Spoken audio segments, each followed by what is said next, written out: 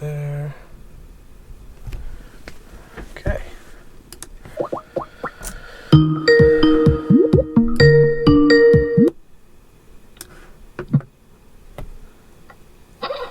Hello.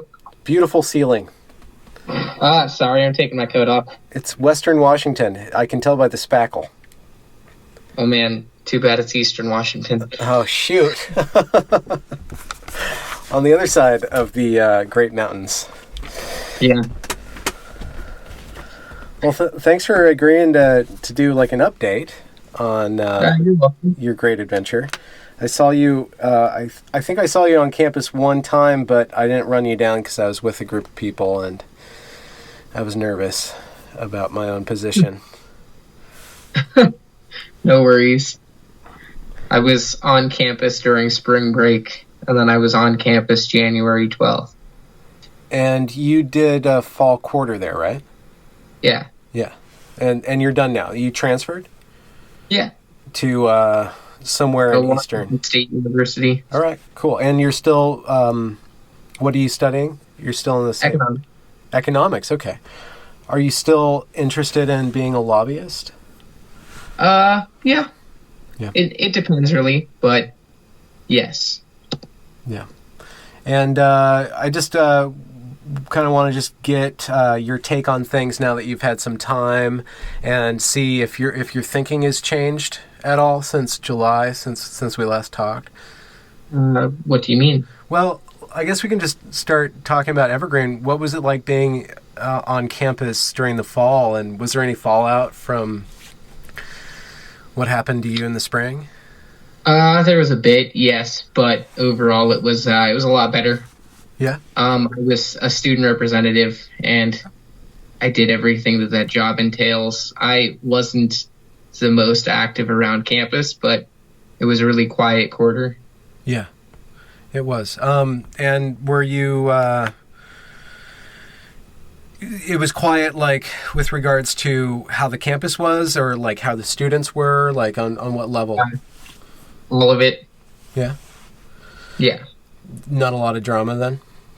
No, it was really calm. Were you surprised about that? Were you expecting something else? Yes, I was a bit surprised. I wasn't expecting it to be so mellow, but it was nice. And how were your classes? Did your opinion of Evergreen as a place to study change at all, or was it still not for you? No, because I took the max level economics course that they have there. Oh, okay. So I had to transfer elsewhere if I wanted to continue studying. Yeah. One of the things that you said during our interview in July was I asked you about hate speech, and you said at that point that you do think that the government should be able to enforce certain sorts of speech codes with regards to hate speech and harassment. I don't know if you remember saying this or not. You remember? Do you still hold that view after everything that happened to you and thinking about it? Yes, I do. I think harassment is one of the most common forms of hate speech. If you're harassing somebody, it's clearly discriminating against them for any sort of reason, and that's already regulated against. Mm-hmm. So if we were to expand that, then I don't feel like we would get in any sort of Orwellian situation. I feel like it would just be an expansion of an already put in place law. Okay. And one of the things that was said about you is that your speech was harassment. What you put on Facebook was harassment. So if the government has the ability to prosecute people based on harassment, and what you did was considered harassment, how would you defend yourself in that situation? I mean, if you cross-check what I posted on Facebook with what harassment is, you would see that it isn't, because at no point was it a pointed comment at anybody or discriminatory against any race. Okay, so you think that harassment has to have be pointed towards an individual or pointed towards a race? Somewhere along those lines, yes, because the post that I put up on Facebook was word for word the same post, except the race and class was different. Yeah. So if simply changing the race makes it harassment, then shouldn't the other post also be harassment to begin with? There's an argument that certain groups, because of their history, have kind of a monopoly on what can be harassment towards them, which is changed when you change it to other races that are majority. Do you think you wouldn't agree going down that line then? I wouldn't agree, just because federally, if you were to enforce laws like that, I guess it's kind of taking a step towards ethnic favoritism. And I feel like laws should have no bias. Not even overriding previous biases. If it were to fix previous bias, yes. However, with harassment currently, I don't feel like something like that should be instilled, because then it's ethnic favoritism. It's as if somebody were to, insult someone for being overweight, and then that being bad, but then insulting someone for being underweight, somebody who's anorexic, that being okay. Okay. Because the person who is anorexic may not have the health issues that somebody who is overweight has, but at the same time, it's still a problem for that person. And just because the person has dealt with different injustices or different struggles throughout their life doesn't make it okay to harass others. And you think that a system of governance would be able to check itself on how it's viewing harassment and how it prosecutes harassment? Yes, it really comes down to the justice system. But when it comes to any sort of legality, I feel as though we have very cement and concrete laws that only deal with hiccups in the justice system, and it's most noticeable with instances like O.J. Simpson or Darren Wilson, and when cops get off of the hook, or when someone who has money gets off the hook because of favoritism showed towards them by the jury and the legal panel. But yeah, when it comes to the laws, if you shouldn't murder someone, it shouldn't be okay if you can't murder somebody, it shouldn't be okay for someone because of their ancestors being murdered to be allowed to murder now. And what do you think do you know about Count Dankula in Scotland and his case? No, I do not. Well, it's this guy in Scotland who posted a video of him training his pug to Sieg Heil every time he said "gas the Jews." And before he started this video, he said that this is to bug my girlfriend. He made it very explicit that this was him trolling his girlfriend. And recently, he has been found guilty of being egregiously offensive. And he's up for possibly being fined or put in jail. So do you think like a speech act like that is clearly defined as humorous should be labeled as harassment by the government? And do you think that jokes should be prosecuted? No, but that also walks a very fine line, because satire is something that definitely is necessary. BBC did it with the wives of ISIS, and it made people laugh. A lot of people enjoyed it. A lot of people didn't. And I feel like comedy and satire is okay in certain instances, but in all instances, I don't agree. Except if you're, say, a Ku Klux Klan member and you guys are making these jokes because you really are discriminating against somebody and you can clearly prove that, then that's not right. But at the same time, just making a joke in passing, regardless of the offense, the majority of it should be okay. So do you think that the law can be given a sense of humor then? Is the law deft enough to figure out what's satire and what's not? Yes, I do. You think so?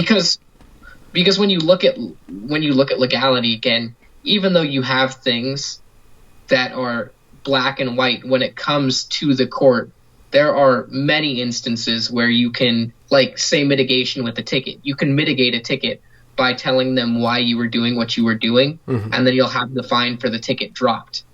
Okay. If you are making a joke and you aren't truly discriminating when put on trial, all are innocent until proven guilty, you can give your case and see whether the law agrees or not based off of the jury. But if you could possibly go to jail for telling a joke, won't that be safer to just not tell any jokes? And wouldn't that like have a snowball effect where people will just not be able to express satirical comments and stuff? Yes, that's why I said I don't feel like it's necessary to like outlaw any sort of satire. Okay. Because I feel like satire is necessary. We all have moments where we make an offensive joke, people laugh at the offensive joke, and that's it. People will make self-deprecating jokes, like, oh, kill me, or I'm going to kill myself, and you say stuff like that. Yeah. And rather than having somebody call the suicide hotline because you said that, people understand that it's a joke. It's the same with a lot of offensive things. People say really offensive things about their own race. And that's normal. You shouldn't be prosecuted because you made a joke about your own race. Okay. And if you're in company of others that can clearly tell the difference, then it's good. I don't feel like the person who's being prosecuted for making his dog seek hail should be prosecuted because it was satire. The judge in that case declared, and I don't have the exact words that he used, but the judge said that the context didn't matter, that it still had the possibility of offending somebody. And so once you decouple context from this whole harassment law, see, this is my position, that like once you start litigating harassment, litigating speech, there's a whole host of like subjective pieces. 100%. That's why I don't feel like something being offensive should be illegal. Just because it offends you does not mean it should be illegal. Harassment's specific. If somebody is coming at you and they're insulting you 100% based off of your race, whatever identification you have, if they are insulting you based off of that, I feel like that should fall under the realm of harassment. But if somebody makes a joke and they they specify, hey, this is a joke, and they make the joke and then they explain to others and they get the understanding, it shouldn't be something that, should be prosecuted or should be, put on trial for. So if you hold up a sign that says sarcasm and then you say your joke, then you'll be fine. I mean, but if you, I don't even think you need to go that far. I think harassment is harassment as it is currently. And these jokes that people make, unless there is explicit proof that shows that it is for a negative purpose, it should not be brought to any sort of court case. Like if somebody makes a joke, oh, haha, I'm going to shoot up a school, except they find that there's underlying truth in the statement that you're going to shoot up a school, then yes, that should be prosecuted. But there's nothing there, and, nobody's actually going to commit any crime. It should be okay to say, regardless of the offense. So last year, you were basically prosecuted and put under, dorm arrest for a joke. That was clearly a joke. Yeah. So it was a miscarriage of justice. They were still operating under harassment laws or bias incident response laws, but you saw harassment. Sorry. So it wasn't harassment. It was not harassment on my behalf. The only harassment that was experienced was when the people were insulting, me, saying that they were coming to, physically harm me, and that they know where I stay, and that, I didn't deserve to be born. Like, you have normal offense, which is like, I had somebody call me an overweight George Zimmerman. Is George, you're kind of a small guy, though. I was overweight at the time. I lost a lot of weight. Okay. I was overweight at the time, so I got, 45 pounds later, I look like a different guy. But either way, okay, I was getting picked on. I was getting picked on, and I got called an overweight George Zimmerman. They said I had a messed up hairline. I heard the whole 9 yards. And those are just insults. Okay. And insults are normal. But then the harassment comes about when they're like, hey, we know where you live. Okay. We're going to come find you. We're going to beat you up. We're going to do that stuff. Getting confronted in the greenery, having a fist raised to my face. Mm-hmm. That's where I would say it's harassment. There was no battery. I was not physically harmed at any point. But it definitely fell under the line of harassment. Mm-hmm. Whereas on my behalf, I didn't insult people. I remember this. I said, one person, I called them uneducated, and they lost it. Wait, was that the literal word? You used the word uneducated? I said uneducated, and then she said, what, do you think I am a dumb Negro? And I was like, that's not at all what I was implying. And she just was unhappy. And so I remember saying that, but at no point did I anywhere besides behind closed doors, because we all say mean things about each other behind closed doors. Okay. Did I say anything that would even come remotely close to harassment? And was my issue with the school, with the handling of it. Because at one point there was a student that put whiteface on, and she's like, hey, I'm white now. Can I come to your class? And was, making overtly bad jokes like that, or just overtly bad things. And rather than the school persecuting them in any sort of way, they let it happen. Mm-hmm. Whereas I was punished for changing the race in a post that was already posted. Mm-hmm. Did you get a chance in the fall to interact with any of the people who you had a bad interaction with in the spring? And were you guys able to make amends at all? Yeah? Yes. All around, was that difficult for either of you? It wasn't all around. Some people I just came up and I apologized to, and I told them that I really appreciate them. And I did that with a lot of people. I talked about what I did wrong. I apologized for poor actions. Mm-hmm. And were you able to experience friendship with some people who were your enemies in the spring? Or was it just kind of you just made amends and? Because the people who were my enemies, I didn't see. Oh, okay. There were previous friends. There were friends that were no longer friends that I was able to make friends with again, rekindling old relationships essentially. Mm-hmm. Do you feel that the college has learned from its experience, or do you think that the students have learned from the experience? I feel like the college administration has learned. I don't feel like the students have learned. Really? Yeah, the college administration, I still am on their staff email since I was a student representative, and they went through a lot of changes to ensure that stuff like that is not going to happen again, like removal of the, explosive staff members. Okay. So explosive staff and faculty members to keep the school, docile, I guess I would say, so that you don't have people leaking emails so that it would cause a protest like what happened yesterday or what happened last year with Rashida Love leaking Brett Weinstein's emails. Mm-hmm. And were you able to interact with George Bridges or Wendy Indris? I did with Wendy. I did not with George Bridges.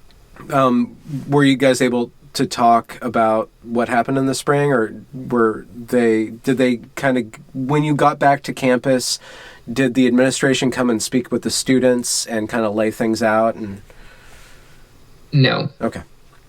But you saw the change. What happened was I met with the conduct officer again, the person who dealt with student affairs, and we set new parameters, I guess, for rules that I have to follow on campus. And that was it. I essentially got barred from campus housing and still had the no contact orders in. So, yeah.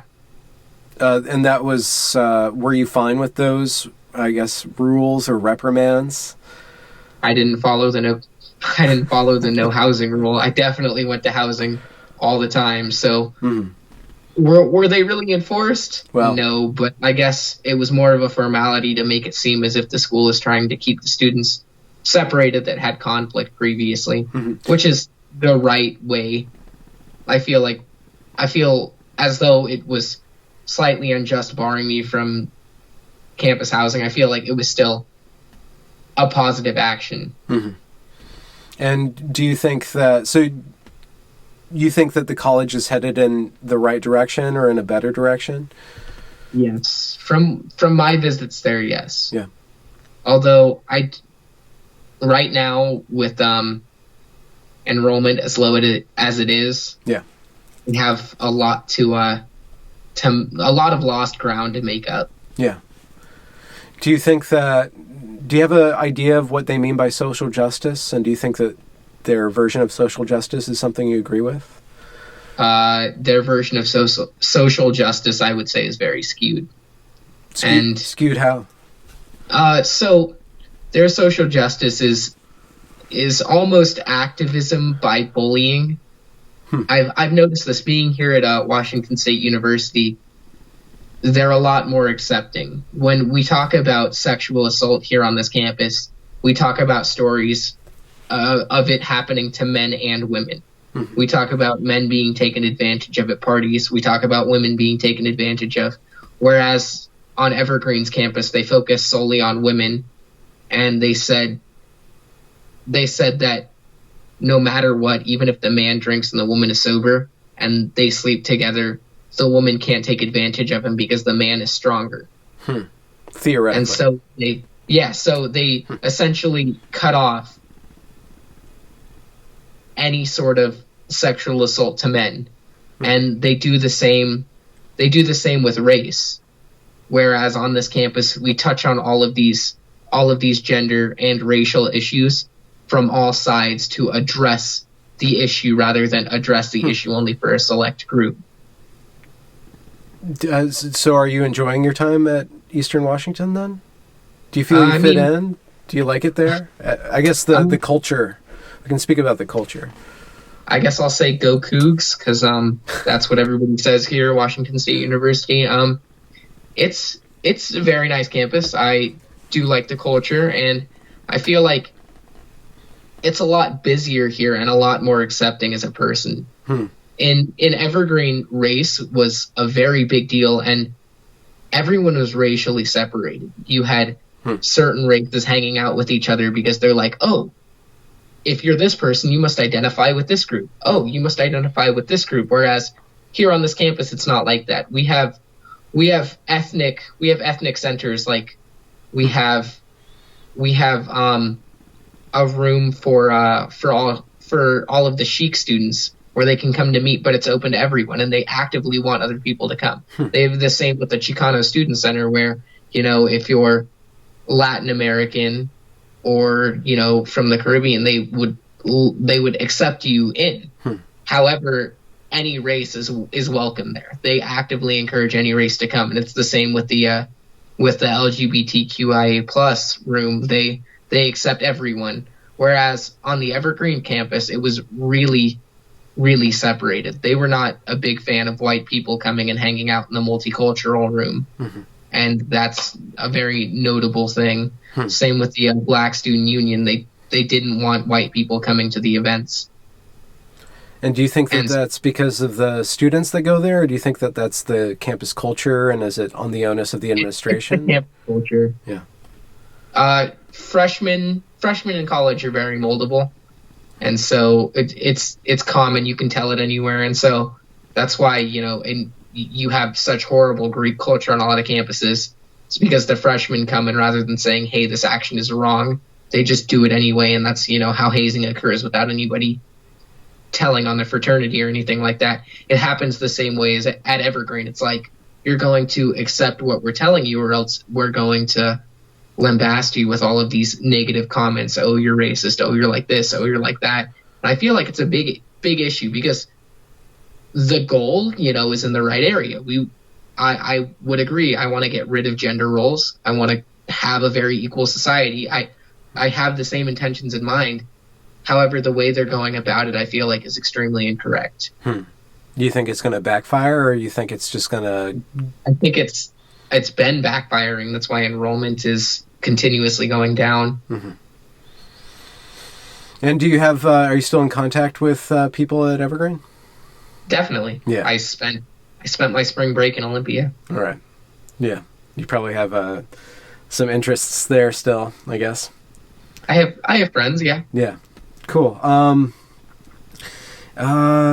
I guess that I just wanted to check in with you and have everybody see where you're at, because I just released the full interview of you today because I had a short interview of you and I had that waiting around, and I wanted people to see, like, for those who are interested, to really see the your entire interview, and then people were responding, well, where's he at right now? How's he doing? Is he still into lobbying and bribing senators? Is that what he's up to?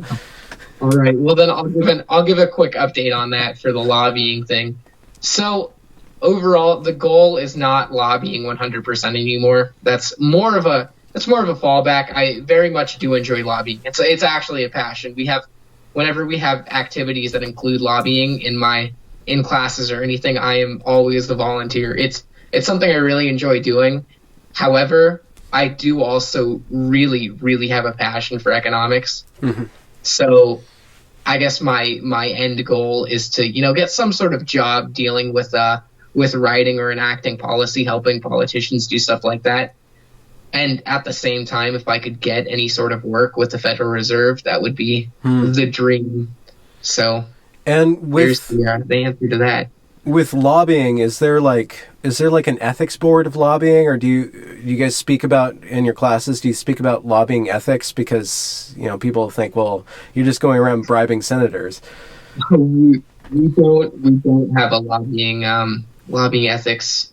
We don't talk about any of that. We don't have lobbying as a course here. It's more of an acquired skill that you pick up.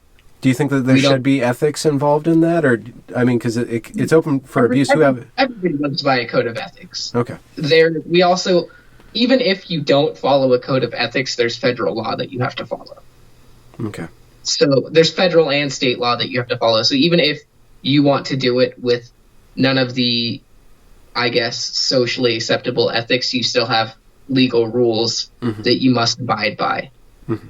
Do you want to lobby for certain things, or you just want to lobby? I definitely have preferences to lobby for. Yeah. Yeah. Yes, definitely. I'm very left-leaning, so. Yeah. Okay. I wouldn't want to be lobbying for the NRA, and I wouldn't want to be lobbying for for any sort of big oil company. Mm-hmm. So, yeah. Well, cool. And are you going to go visit DC anytime soon? I did last February. Oh. So I guess, or not last February, the February of last year. Okay. All right. My apologies. I forgot it was March. I just had my birthday. I should remember this. Well, that's great. Either way, I did a year ago. Currently I'm in the process of joining AK-Psi, which is a business frat, which gives me opportunities to do stuff like that. So hopefully in the future I will be going and visiting again. Great. Well, you're probably one of the sharpest minds I met through the Evergreen connection. Thank you. At least post-protest. So I wish you the best. And I hope that when you lobby for the good of everybody. But we'll see. I'll try my best. Yeah. It's hard to say no to $1 sometimes. Yeah. Well, I guess as an economics major, you can figure out how to get the dollars, and then you can figure out how to spend them. It's more like how to allocate the dollars, but I understand. Yeah. What do you mean by allocation? Like with economics, are you talking about government? With economics, it's a lot.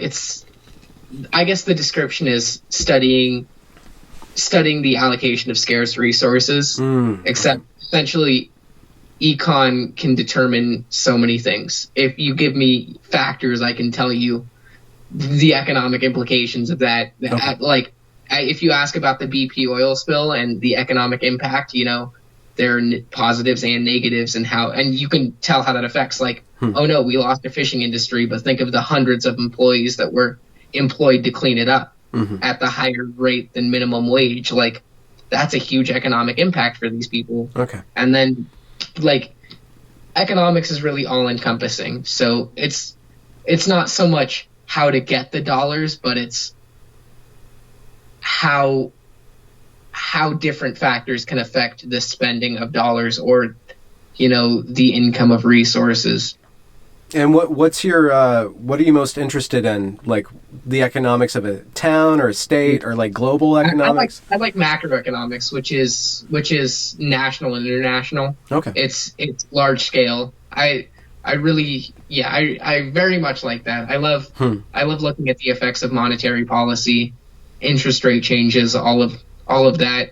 Microeconomics is great, but when looking at policy, macro is the more important side.